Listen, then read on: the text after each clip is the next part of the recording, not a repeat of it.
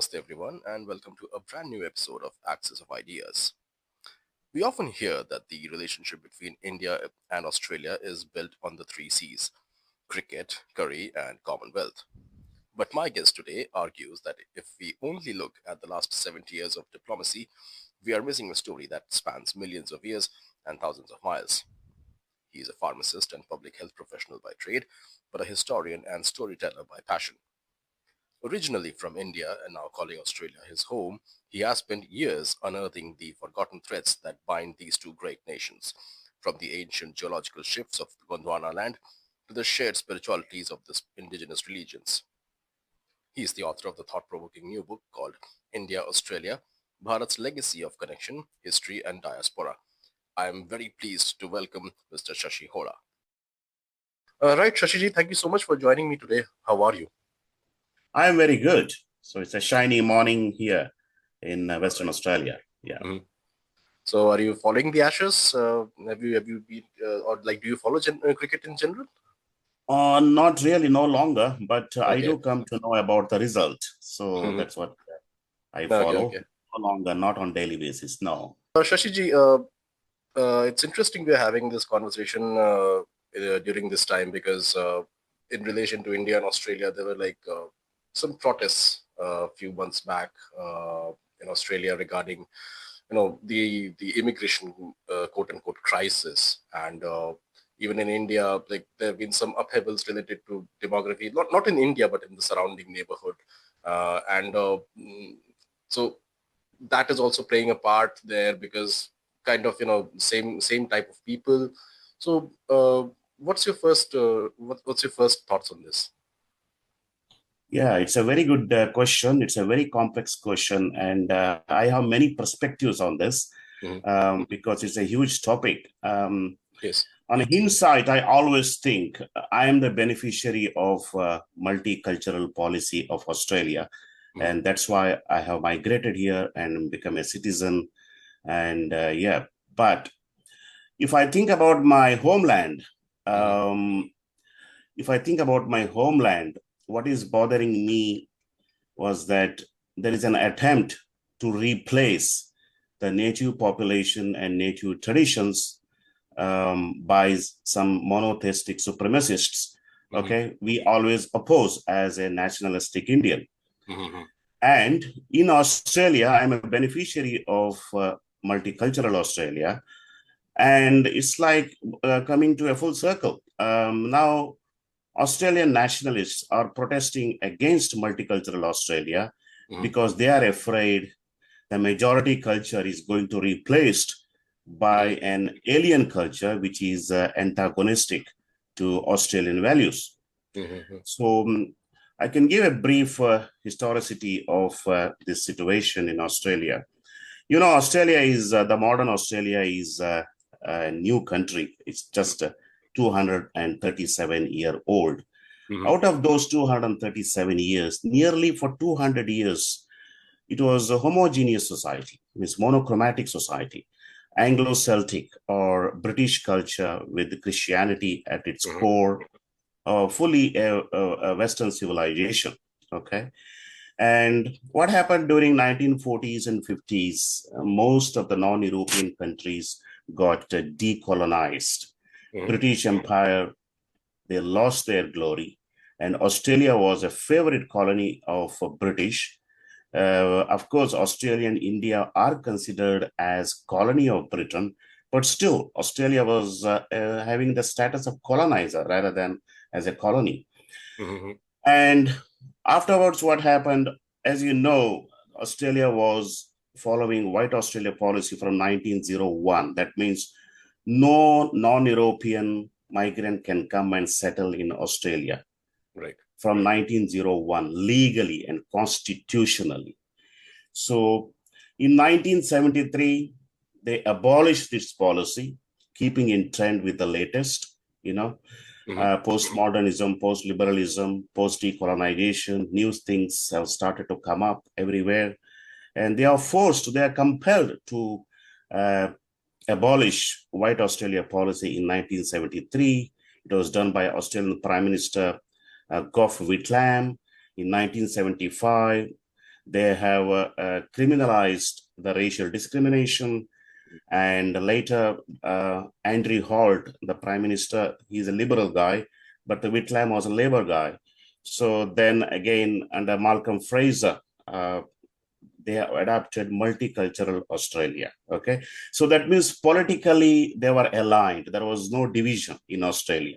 Both the Liberal Party and Labour Party, they favored multicultural Australia. But unfortunately, it has been alleged that they didn't consult the Australian society before launching this multicultural Australia policy, because it's like taking a U-turn. You got my point? All these 200 years, they were following cultural monism, okay, British culture, Anglo-Celtic culture, and monotheism, that is Christianity. And suddenly now, Australian society has to adjust with the cultural pluralism and multi-religious country and multiracial country. Okay. So I would have told that they would have taken a middle path, because you can't go from one extreme to another extreme. But whatever, it happened. And then once they launched multicultural Australia, they said they expected, in fact, whoever comes into Australia, they will assimilate fully with the Australian culture and values and everything. And later it got diluted. They started telling, okay, you can follow your own culture, but make sure you integrate into Australian values. If somebody asks what is Australian values, it is just like, Australian values are nothing but pluralism, democracy, rule of law, fair income. Fair income means everybody should get a fair go and so on. And it got diluted, and later the mass immigration started from 2010. In the last 5 to 10 years, there is a mass immigration to Australia from across the globe, particularly from Asia, okay, and Muslims and Indians. And that is where they felt uncomfortable, the mainstream Australians, because wherever you go in the public platform, they see a lot of people of alien cultures. And that's why after COVID, the things have become worse, and still the mass migration continued. And of course, March for Australia campaign was organized by the white nationalists, they say.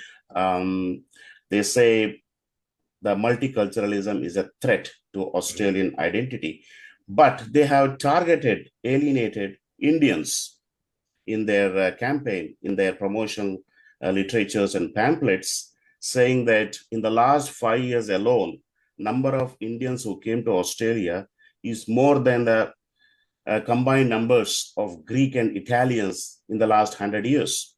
Okay. So that's what they claimed. So now you may ask why Indians have been targeted, because we always read in newspaper and media, we are a model minority, we are highly educated, we are high income earners and blah, blah, blah. Correct. So why they have targeted Indians? The answer is simple. Indians are vulnerable community, and Indians are highly vulnerable. And they knew that if they target Indians, there won't be any retaliation from this community. And that was true. Nothing happened.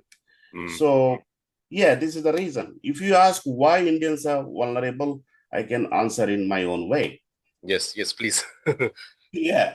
So now, as you know, Indians are model minority. Their education level and accomplishments are very high compared to other communities. And their income level is also high. The Hindu woman participation is also very high compared to other groups, including the Anglo-Saxon woman group. Yeah, this is highly, I have written this in my book. So now, if you ask me, there are 4 categories of Indians, or particularly Hindus. Okay, I will talk about Hindus. Okay, there are 4 categories of Hindus, both in India as well as in diaspora. Okay, the first one is the political Hindus. Political Hindus are nothing but they are nominal Hindus. Okay, for the namesake, they are Hindus, and they are least bothered about what's happening in their own community. But as and when required, they don't mind flashing their identity for a material gain. And they are huge in number, and they are least bothered or concerned about the welfare of our community. And they are huge in number. And the second one is the celebrating Hindus. Celebrating Hindus means I will call them as cultural Hindus. Okay. They're also weekend Hindus. The moment Friday comes, they will start attending all the festivals, Deepavali, temples, music festival, cultural programs, Bollywood, cricket, and they are very euphoric about our community. They think we have a bright future. Our community is doing very well. And frankly speaking, they are not aware about the challenges of our community, but they are not bad. They are also an asset to our community, if you ask me. They are also an asset. Right. So this is the second type. And now I have a third type. They are called as practicing Hindus. Okay, practicing Hindus they are really concerned about the welfare of the community. And they talk about yoga, meditation, Vedanta, Upanishads, and all those stuff. And they don't mind attending festivals and everything. They are a sort of both cultural Hindus and practicing Hindus, and they are very good for our community. And the last one is philosophical Hindus. Philosophical Hindus, they don't do anything. They are not cultural Hindus. They highly value our philosophy and traditions in a scholarly way. But unfortunately, they are very few or nil in our community. So these are the four different sort of people in our community. And unfortunately, the political Hindus or the nominal Hindus and celebrating Hindus are overwhelming in number. You got my point?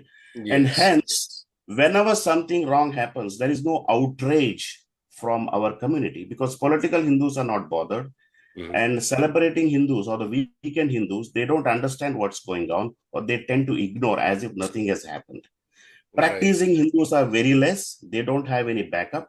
And scholarly Hindus or philosophical Hindus are also very less. And because of that, we are a sort of isolated community, silent community. And the mainstream, the nationalistic Australians knew this, and they know that if they target us, there's nothing is going to happen. So that is why they targeted us. But it is just a symbolic focus by the protesters because they know that we are not the real threat. We are harmless community, but their target was something else, but they are scared to do that. So they were targeting another monotheistic supremacist religious group, but they didn't want to target them. They were, they are not so dare. They don't have the daringness to mention their names. So this is my take. Okay, so it's like a convenient arrangement that, we don't need to mention their name because it's going to get very uncomfortable. Instead, we'll just, talk about you. You don't reply to us. So it will just carry a notional value rather than, anything serious. It's like kahin pe nigahe, kahin pe nishana kind of stuff.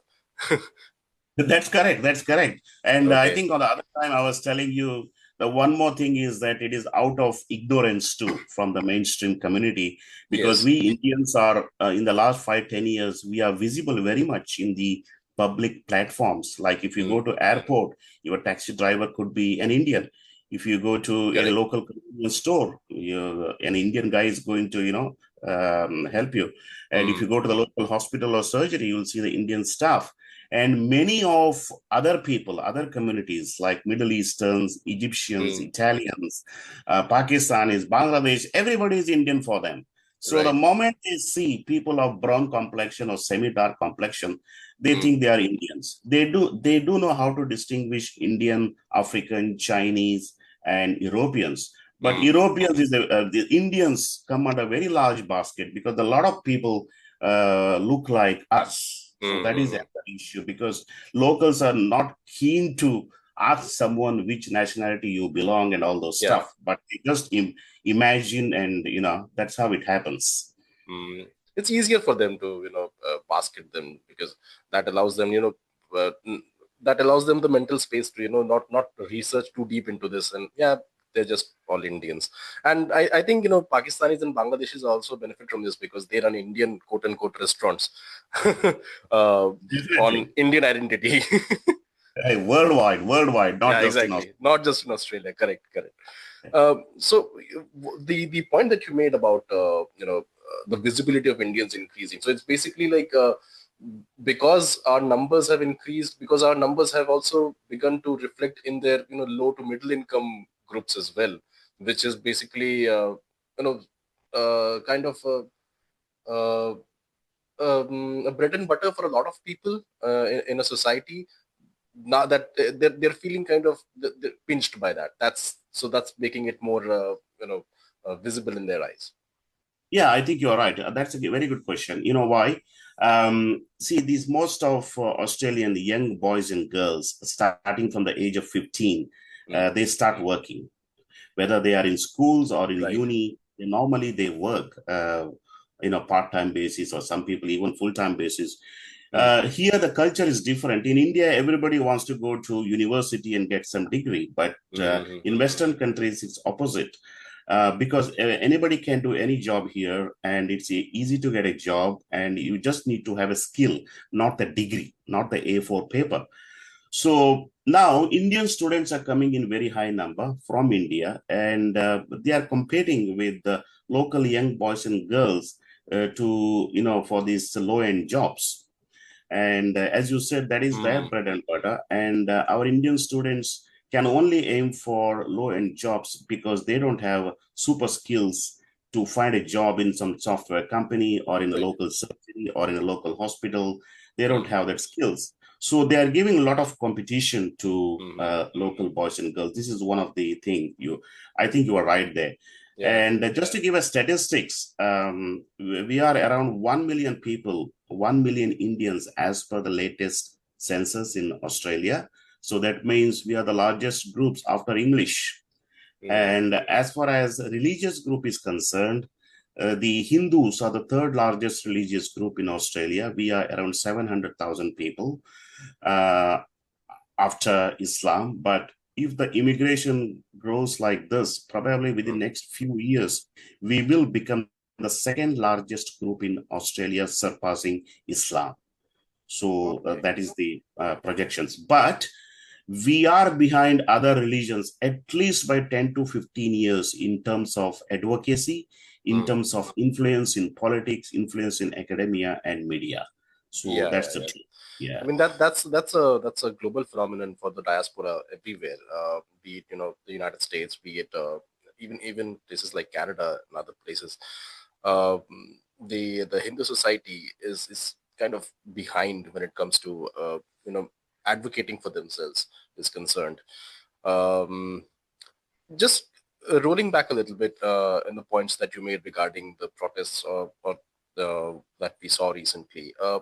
So it was like it was culmination of a lot of things. It's like the society there in Australia was not ready for this kind of sudden change because of the sudden influx of immigrants since 2010. It's like if the immigration had been rather say controlled or properly monitored, maybe it wouldn't cause so much of an issue.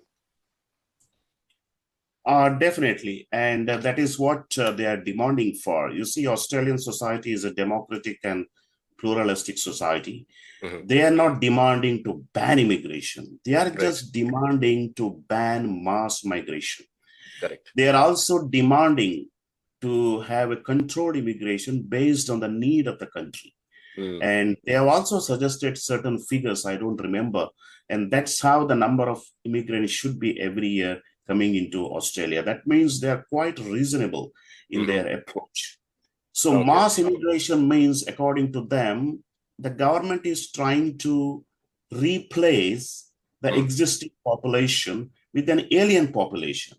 Correct. Then what is our culture then? What is our value then? What does it mean to be an Australian, those who are born and brought up here? That is their legitimate question.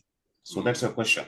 And as you know, it's everywhere. The population decline in Western countries because of TFR, the total fertility rate is declining in all the Western countries, including Australia. But having said that, see, this is what sometimes I compare Australia and India. In India also, the TFR for Hindus is declining drastically.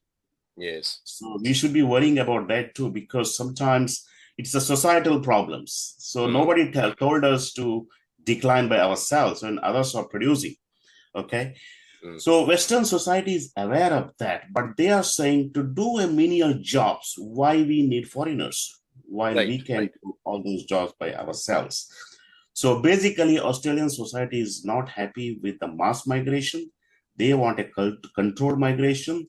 They are also demanding we should bring the immigrants who have the same values like us, same Correct. values and culture like ours.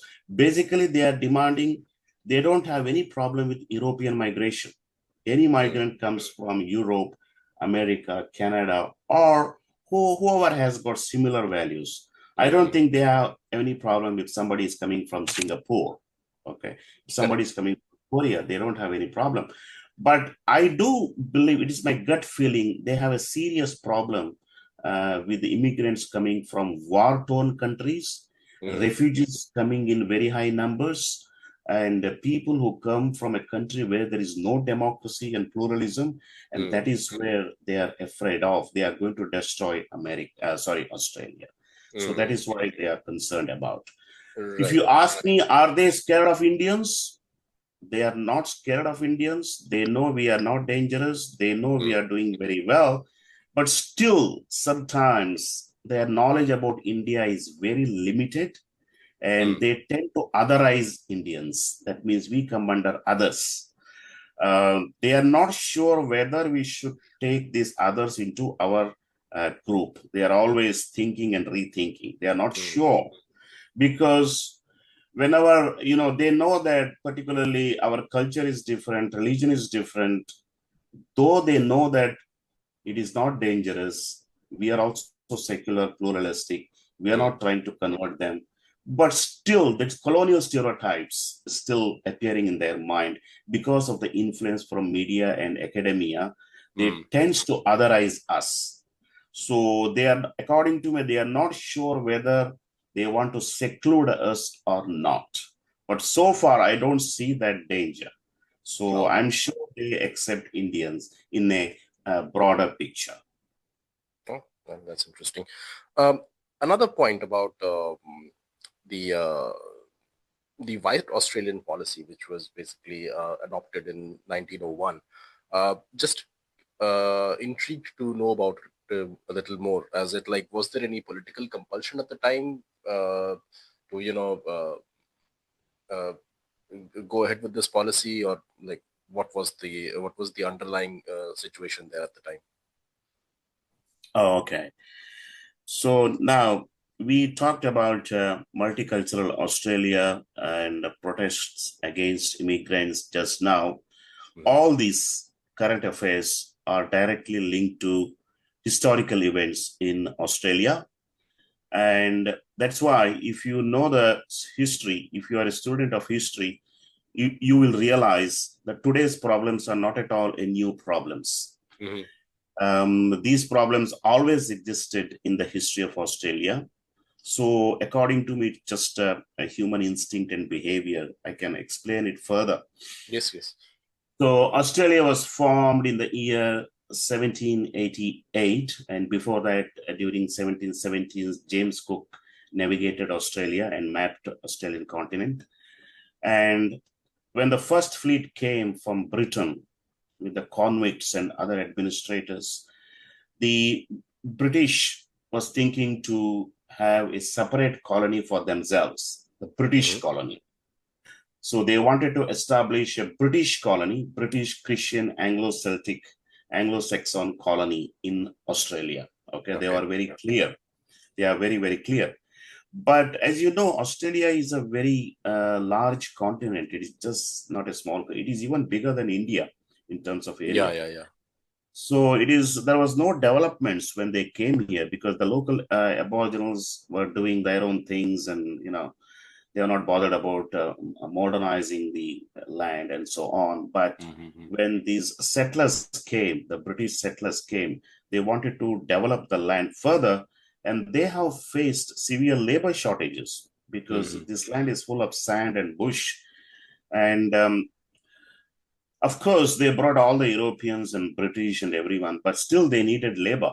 So that is where the many people came from China and then Pacific Islanders, the neighboring countries from Australia, and Mm, later Indians. Okay.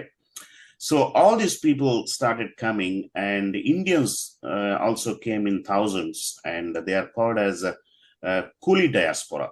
They are coolies, Okay. basically work as coolies, servants, hawkers, maids, farmhands, sugar plantation workers, and so on. And they didn't have any proper status in Australia, but they were just British subject, and they were treated as second-hand citizens or second-grade citizens or something of that sort. Mm. Now, even those periods, okay, even those periods, and these immigrants number were very few. The non-white immigrants were very few. Even those time also, they started discussing. If you go to the archives in the Australian National Library archives, even those times, the media, society, political rulers, they were always blaming these black people are going to ruin our country. These aliens and heathens are going to destroy our culture, and these people, they come for cheap labor. They are going to destroy our wage rates and so on. They were always demanding to ban those entries, the non-European migrants, starting from 1800 itself. And they Wow. were not under any threat that time. Just imagine, these settlers came and they occupied the land, they Mm. mistreated the locals. At the same time, they were imagining people of other color will come and invade our country. 200 years back. And Yeah, I I'm not. mean, right. I mean, these were indentured labor, and how in a completely foreign territory, how were they feeling threatened by them? That is again because of the colonial stereotypes. Right. In my book, I have also mentioned about doctrine of discovery, the age of discovery Hmm. at the end Yes. of 14th century, in which, because of the Pope's order, the papal bull, Correct. that is where the seclusion of Westerners and non-Westerners started. Hmm. White Christian versus the non-Christian indigenous people. And so otherization started from there. And they already have the stereotyping of non-Europeans about their culture, their customs, their religion. They have already mentally decided that those are inferior, we are superior. That is Hmm. already there in their mind, because that is what they have been indoctrinated in their education and even in print media during 1800. Also, if you go through the archives of their print media, Hmm. okay. So this churning was going on about how to ban them and all those stuff. But whoever came to Australia from India, they came voluntarily, and they have been recruited by the white people themselves, particularly from East India Company administrators in India. Okay. Hmm. And some of the East India Company administrators, after serving in India, they retired in Australia to lead a Oh. retired life. And they bought these Indians as a house servant. You got my point, Okay. intentionally. And many of the farmers, also sheep farmers, they bought Indians. But the Hmm. local media was always disparaging them as a threat to the local society. They are a threat to our local white woman. They are heathens, aliens. They have caste problems. They are inferior race, and so on. It's blatantly, it is written in the print media, but those times have gone now. But still, history is a history. So next, what happened? It has become intensified because after 1850s, the colonial nationalism started. Because the moment they started to having enough people in the country, in the Hmm. colony, they started discussing about how the Australian country is going to be in the future.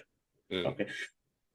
Initially, Australia was not called as Australia. Just for your information, it was called as New Holland. Okay. Then they changed the Oh. name to Okay. Australia. Yeah. So then there was an intense discussion due to colonial nationalism. This colonial nationalism transformed into white nationalism. Hmm. Okay. And we had fantastic people in Australia. They are brilliant scholars. Have you heard about Alfred Deakin? He is the founding Yes. father. Yeah, he's the founding father of white Australia policy. He was a brilliant person, lawyer, writer, scholar. He visited India during 1890s and wrote a book about India, about Indian temples. And he even wanted to convert all the Hindus into Christianity. If you read his book, it is available in Internet Archive. Okay. So, but he excluded Indians in his new Commonwealth of Australia policy, or White Hmm. Australia policy. And that's why many of the Indians, they came back voluntarily to India, and some of them have been deported. Pacific Islanders, they also been deported after the White Australia policy. So it's all because of their own internal churning and debate and discussion. And that problem was there 200 years back too. And we are in 2025, we are talking about the same problem. So somehow, see, another thing is the Anglo-Saxon community in Australia is not in danger. They are still in majority, around 85%. Even though they are in 85%, they have a very strict law and order situation. Still, they are already projecting the problems. That means they are more alert than any other race or community in the world. This is another thing I observed. Unlike other communities, for example, we Hindu communities, we are very, very docile, and we don't care much, and we are always forget and forgive. But the Westerners are always very alert. They always think they have a vision, and probably it looks like exaggeration what they are talking now. There is a bit of problem, not like 200 years back, but still, according to me, they are still exaggerating it. And because of that, these far right groups, they have exploited economic frustrations and fears to push a narrative of cultural threat, because there is a rental crisis, housing crisis, not easy to get jobs and all those stuff. So that's why they are spreading misinformation and exaggeration about cultural change to recruit support for them. So that's my take. You mentioned Deacon's name, and I'm immediately reminded of the the university there, and I'm like, wow, this guy on whose name a very popular university functions basically formulated the White Australia policy. Yeah, And a there lot is of one more. Indians go and study there. Thousands of Indians study there, and they also got a presence in India. And just 2 years back, Deakin University, the humanities department, they have granted a research project worth $100,000. They have advertised for looking for a guy who can speak fluent Hindi, and the name of the project was Hindu populism and some extremism among diaspora Hindus. That means they are coming out with a project to frame Hindus as extremists in Australia. But there are a lot of protests by Hindu groups first time, and they deleted the ad. But see how cunning they are. After a couple of months, they reframed the advertisement, removed the Hindu word, and they put Indian word. And nobody noticed it. That's how it works. And the research project, who was running the research project? A Muslim guy from Turkey. So of course. Yeah. So that's a very interesting phenomenon and a very very common pattern with academia as well, and which you touched upon a little bit earlier. I'm just reminded of a podcast that Kushal Mehra was doing previously. I think with another guest. I think was it with Sham Sharma, or did he have a different guest? I don't recall, but he has reiterated this several times that even in the West, like if you look at, we often wonder like why is it that they always have a negative perception about us. He has been reiterating it that look, in the West, be it a conservative or be it a liberal, they always read the same text written by leftist historians in India or leftist academicians in India. So there is no alternative research paper or book available for them to read, be it Ben Shapiro or be it Shama Sawant. They are all quoting from the same stuff. So unless and until people seriously start investing themselves in putting out genuine real content about India's history, we'll keep getting such opinions from them, and we'll keep feeling frustrated that no, this is not the truth. But we have to make the effort to tell the truth. Yeah, absolutely. There are two reasons for that, if you ask me. The first reason is the ability to produce knowledge in India drastically came down because of Islamic invasion. Okay, the ability to write and interpret and document it drastically came. For example, about Islamic invasion, can you think of any writings produced by Indian authors? during medieval times or how the destruction happened.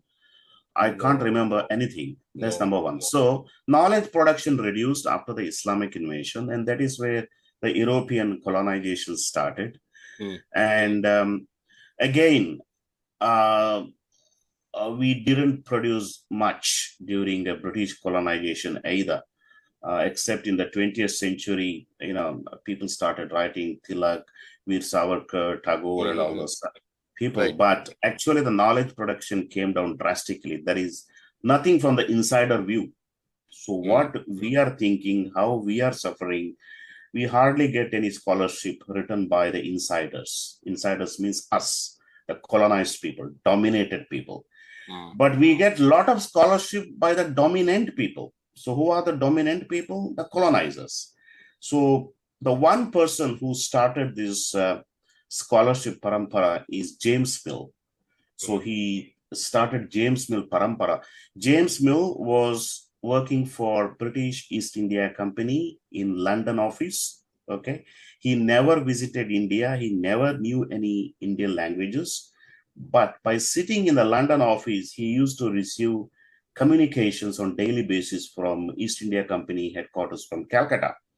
Based on that, he produced a hegemonic text called as History of British India. Mm-hmm. Can you imagine one is writing a history by just sitting in another country? I can think of a few other names who have followed the same style of writing history here in India, clearly inspired by James Mill. Can you name some of them? Uh, well, well, their initials are like RT.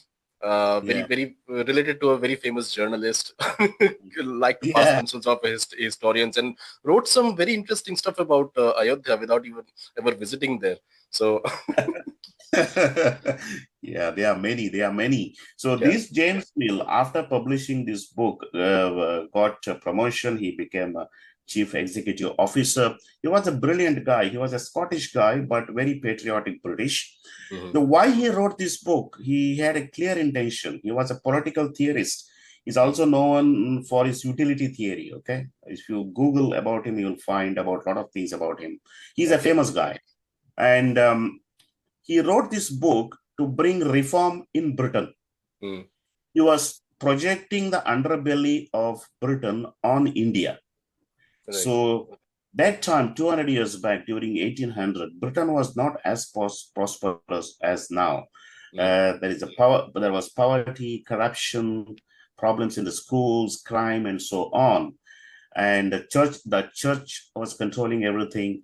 So this is the reason why he wrote this book, and other people followed him. For example, Thomas Macaulay, who Okay. he was got inspired from James Mill, and he was the one abolished the Gurukul and started English education in India.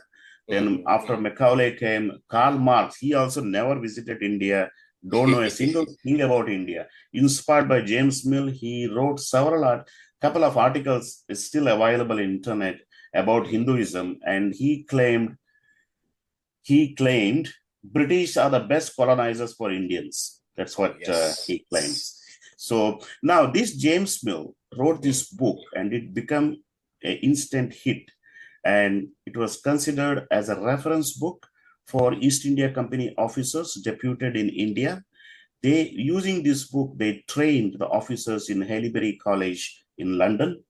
And when they started Indian Civil Service examination, it's a mandatory book to go through, and it was a textbook in Cambridge and Oxford and London University for nearly a century. Just imagine. My God. And this has become internalized by our own people in India, Mm. during 20th century and even 21st century.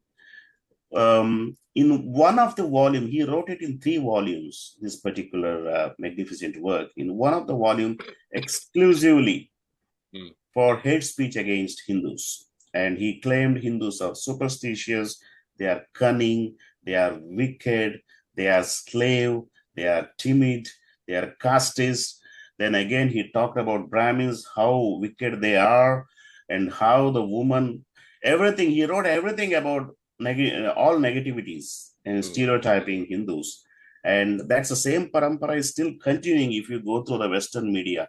And that is what I see the similarities, a lot of similarities. Nothing has changed much even now. Okay. Right. Maybe things are a little bit changed after Modi came in 2014, but not much. But I'm sure it will change. So this James Mill parampara was the real cause of the bad image of India and Indians abroad. And these are the only texts available in Western countries, whether you are a right-wing scholar or a left-wing scholar. They read the same book.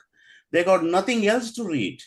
And Indians started writing only in the last 20, 25 years, if you ask me. There is a Correct. resurgence in India now. People started writing. A lot of new writers are coming up. So both right wingers and left wingers in Western countries, they read these books, and hence both of them stereotype us or otherize us. So we got no win-win situation there. Whether the leftists or rightists, they always condemn us, they otherize us. So that is the problem. And even after independence, this parampara continued because Romila Thapar and Irfan Habib, they just continued all this parampara because the first Prime Minister of India, Jawaharlal Nehru, he himself was half British, and he could have, at least initiated a post-colonial Hindu department or post-colonial India department, wherein which they can, done the churning of what happened in the last 200 years in the history of India, why we have become slaves and all those stuff. He never did it. He just there was just a political transfer from Britain to Indian elites immediately, in 1947 when we got independence. And hence this scholarship is continuing even now, and it is being, regurgitated by both leftists and rightists in Western countries. So that is my take. I fully agree with you what you said before. Yeah. You're asking for too much from a man like Nehru to do anything about Hindu society when he was too busy not winning elections, because we clearly know who won who was the preferred prime ministerial candidate, and he was too busy appointing people like Abul Kalam Azad as the education minister of India. So, I mean, what can we expect? So yeah, now that's that. yeah. And he was too busy, and he was also busy, with culling, freedom of speech, the First Amendment to the Constitution. There's a very interesting book written on it, 16 Stormy Days, by I'm forgetting the writer's name, but I'll ping it to you. It's a very good book, and it just gives insight into how paranoid the politicians' minds were working at that time, just so that they could control power Fair enough. Fair enough. in newly independent India at the time. Shashiji, just wanted to touch up a little bit about the history of trade between India and Australia, maybe say even during the colonial times, and even before that, when the first contact was made with the people, with the natives in that region. Yeah, sure. So as you know, Australia was formed in 1788. And when the colony was started, it was a new country. So the British, India was Australia's first economic hinterland, frankly speaking. So we are the first economic hinterland for Australia. And East India Company, they used to send ships and transport goods to Port Jackson in Australia. Every 4 days, there used to be a ship coming to Calcutta and going back to Sydney. And Calcutta used to be called as the grocery capital of New South Wales. Oh, wow. And in the first 50 years of Australian colony, the major trade happened between Calcutta and Sydney. And Calcutta ships used to send all the groceries, commodities, including rum and livestock, and like cattle and all the buffaloes and all the stuff, including sheeps. And it continued till 1850s, and of course afterwards it stopped because of the colonial nationalism. They shifted their partner to America and other European countries. So without India, Australia wouldn't have survived.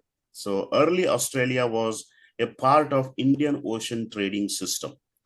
As you know, in the ancient times, India used to be the trading empire in the Indian Ocean, Correct. but Australia was not included. But immediately when the colonies started, it was a part of Indian Ocean trading system. Mm-hmm. The first governor of New South Wales, Arthur Phillips, and the British, they are aware that India was pivotal in the sustainability of early Australia. Mm-hmm. So in the year 1790, I think there was a ship coming from Britain with full of goods and commodities to Sydney, and something happened, and it couldn't able to come. It was wrecked or it undergone something. Something happened, and immediately East India Company was there available to replace the goods to Sydney. So this is Mm-hmm. how India was very important to Australia. I would say the trading activities between Australia and India in the first 50 years of its inception was Mm-hmm. more when compared to trading activities between India between 1947 to 2014. So it is Okay. not an exaggeration. It's only after 2014 Prime Minister Modi came and Mm-hmm. our bilateral cooperation has improved and accelerated. But history suggests we had a very good trading relationships from the inception of Australia for at least 50 years. Okay. And as you know, uh, we are the equal stakeholders in the development of Australia, Indians. As I said, there was Right. coolie diaspora, the contribution of East India Company, and even 4,300 years back, the brave Indians, I think they are from South India, they went to Northern Territory, they Mm-hmm. mingled with local Aboriginal people, they brought new agricultural tools, they bought, the Indian dogs, dingo, and they also changed the language pattern among the Aboriginal languages, as per the Mm-hmm. professor from Adelaide University. And even before that, in ancient times, the India and Australia were geographically together through supercontinent called Gondwana. Have you heard about Gondwana? Yes. Gondwana, Yes. yeah, it was the supercontinent. Continent. It got drifted Right. 180 million years ago, and then we got separated. But still, people in Australia think Gondwana is an Aboriginal term, but Gondwana is a Sanskrit vocabulary, Correct. the forest of Gone tribes. So yeah, so definitely, so India was definitely pivotal in the early nurturing of colony of Australia. Many people are not aware that. If Mm-hmm. you aware about our history, we will have more self-esteem. The moment we have more self-esteem, I think we can contribute better wherever we are. So we need not keep on saying this is our karma bhumi. No, this is something we already knew. Our ancestors were living there, and we should know their trials and tribulations, and we should also know the contributions of our country in the development of Australia. We Mm-hmm. should talk about it proudly, not to with the just to dominate some narratives or something, but it Mm-hmm. will enhance our self-confidence among us, and also the local community will feel happier. So that is my Correct. take. So that is the reason why one should read my book, so that they will have more self-esteem and talk more with the local communities. Mm. I'm sure your research work would shed a lot of light on people. That the India Australia relation is not just restricted to cricket, curry, and Commonwealth. There's a lot more to it than meets the eye. Uh, I was reading about the Indians who were brought to Fiji during that time, and I also read about how the church and the missionaries were kind of harassing them to drop their religion and adopt Christianity, which you mentioned in your book. It's always intrigued me that despite so much tremendous pressure from them in a completely foreign land where the indentured labor of Indian community had basically no support system or anything. They were able to resist them, and continue to hold on to their identity. How did that happen? Yeah, of course. I will answer the second part first. Hmm. How did they maintain their culture and traditions? Okay. Yes. So as you know, they are called as girmits, Mm-hmm. Indian indentured laborers in Fiji. Mm-hmm. They were able to maintain their traditions despite harsh conditions through several important ways. Okay, first one is religion and festivals. Mm-hmm. They kept their religious practices alive. For example, Okay. they used to celebrate Deepavali, Holi, Ram Navami in a very simple form. Okay, in a very simple form. And Mm-hmm. later they started building mandirs or temples. And most importantly, they didn't forget their language. They spoke Bhojpuri, Awadhi, and Hindi, Okay. and which later evolved into Fiji Hindi. So their language is not exactly Hindi, it is called as Fiji Hindi. It Mm. was evolved because they used to speak several languages before. And they passed on their traditions through songs, folks, the folk tales, bhajans, and Ramayana readings and Wow. oral storytelling, because that time the books were very scarce and most Mm-hmm. of the girmits or laborers were illiterate and poor. Okay. And they Mm. also formed, of new families and kinship networks like Jahanji Bai and Behan, means Mm-hmm. ship brothers and sisters, they used to call themselves as. Okay, Jahazi Bhai, yeah. Yeah. Yeah. So that's why the community life, there was no caste division, hence there was more Mm. unity and shared identity. Mm. Elderly people, there is a transmission of parenting to children, parenting skills that which is totally absent nowadays. There is no transmission skill among Hindu parents nowadays. Okay, but in those times, in spite of undergoing atrocities, elders taught customs, values, and rituals to younger generations, and they continue traditional Indian food using local ingredients. Like they used to eat dal, roti, curry. They never changed it, and they maintain Indian clothing styles like wearing sari, dhotis, or later kurta pajamas and so on. And food, I think, became a very strong cultural link to India. I know a couple of Girmit people from Fiji in Australia, and sometimes I feel they are more Indians than me because they still speak Hindi, although their ancestors slept 170 years back, and they know the current affairs about Hindi, and they are more Hindu than any other Hindu from India.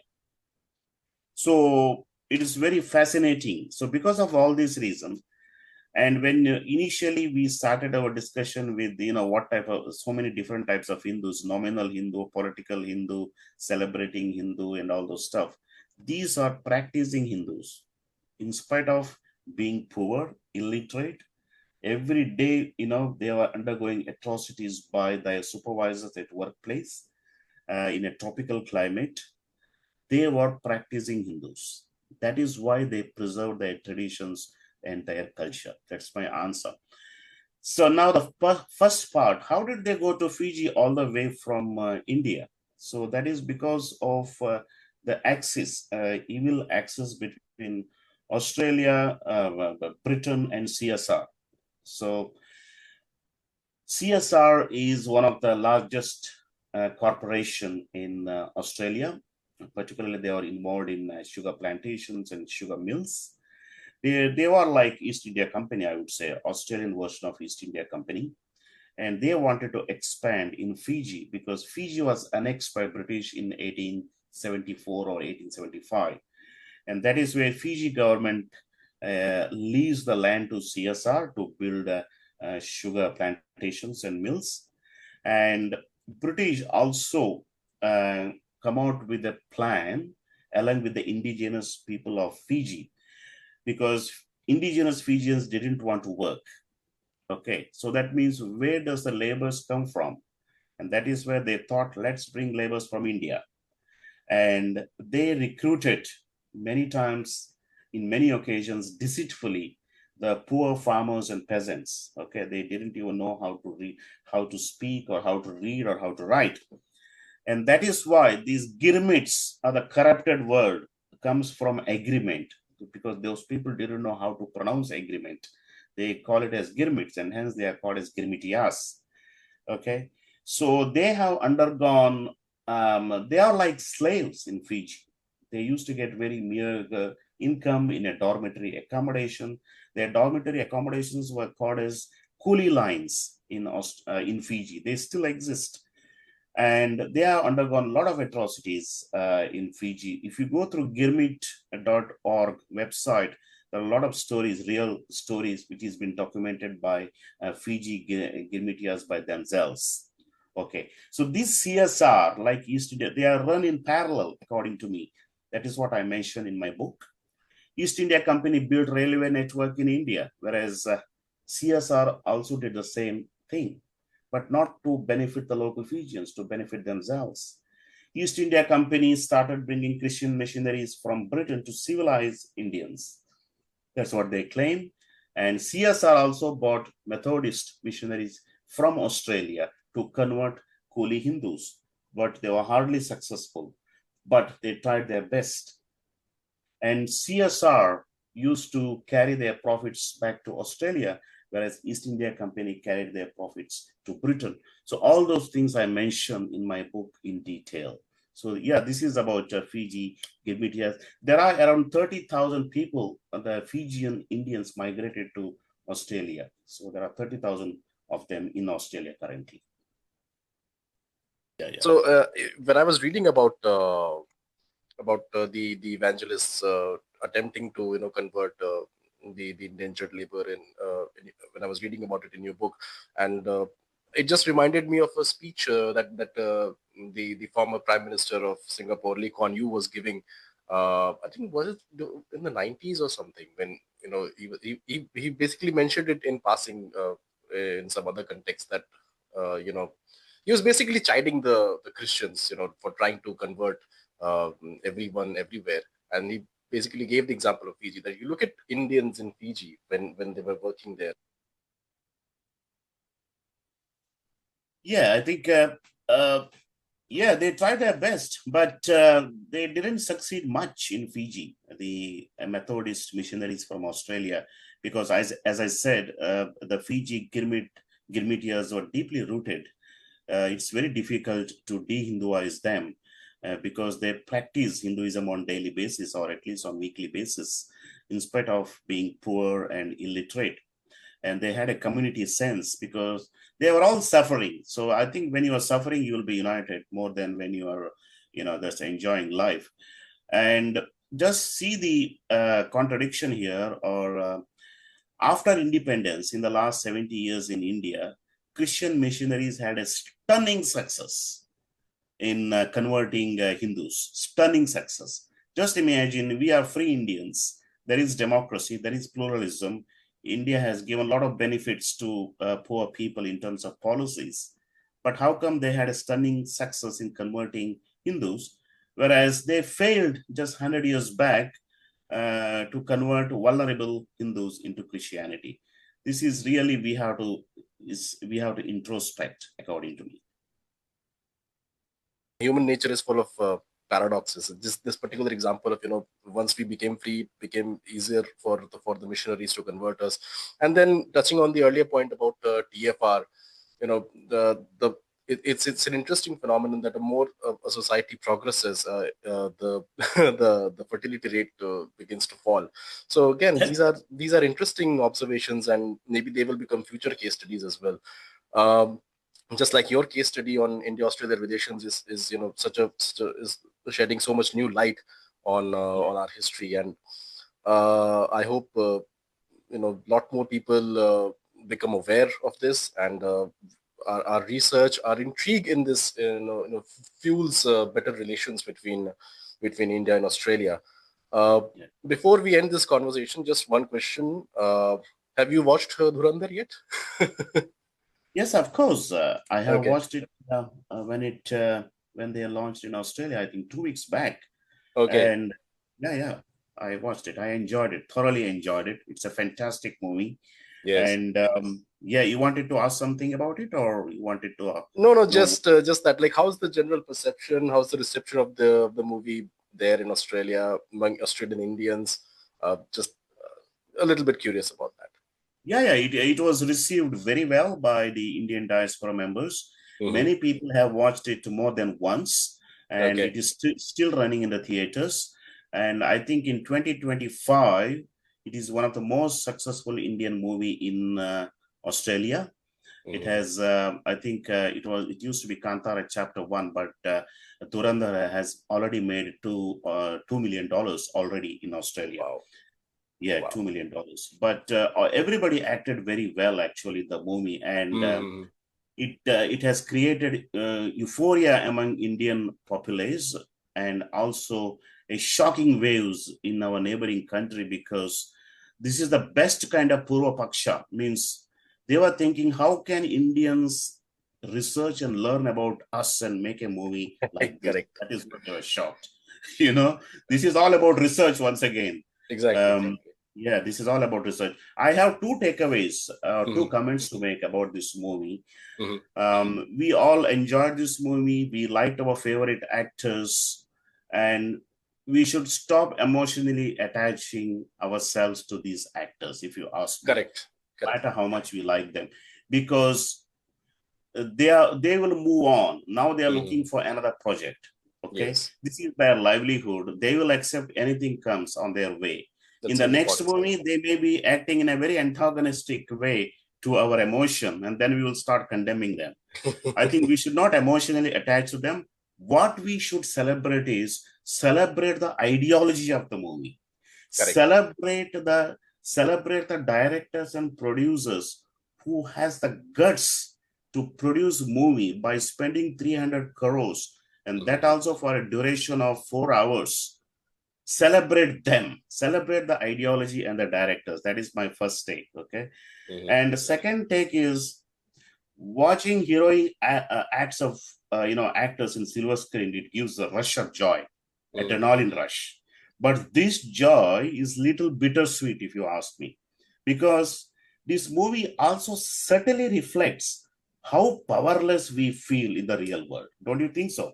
Yeah. We are powerless in the real world to solve this sort of problems, and hence we enjoy the villains in the movie who destroyed us, who murdered us, but we enjoy the villain movies because it was acted by our favorite actors. So it's fascinating but little troubling sometimes, because we lack agency to sort out the complex problems in real world within India. So these are my two takes or comments. So, Shashiji, any new projects that you're working on currently after this book? So I am heading to Angkor Wat next month. Okay, I'll be there for 4 days. I want to come out with a small book about Angkor Wat, because whenever I try to read books about Angkor Wat, it's all written by Westerners. They always give credit to Buddhist civilization for building this temple. There is no mention of Hindu civilization. And it has been masked intentionally, deliberately. And the Cambodia was a French colony for a number of years. And the Britishers always think it was, because of the Buddhists, this temple was built. It is not true. Of course, there are a couple of scholars from India, academic scholars, they came out with book, and they are already, twisting the, turning the table, but still more and more people should come out with their research, I think. So that is my next project. Thank you for asking. All right. Thank you so much, Shashiji, for taking the time to have this conversation with me. I sincerely hope that we get to connect again sometime over similar topics, over other topics, and I hope I get to visit Australia someday and speak to you directly. You should visit me, and thank you very much for having me, Satwik, and have a nice day, and great year ahead. Same to you, Shashiji. Thank you so much. Thank you. Namaste. Thank you. Goodbye. Bye.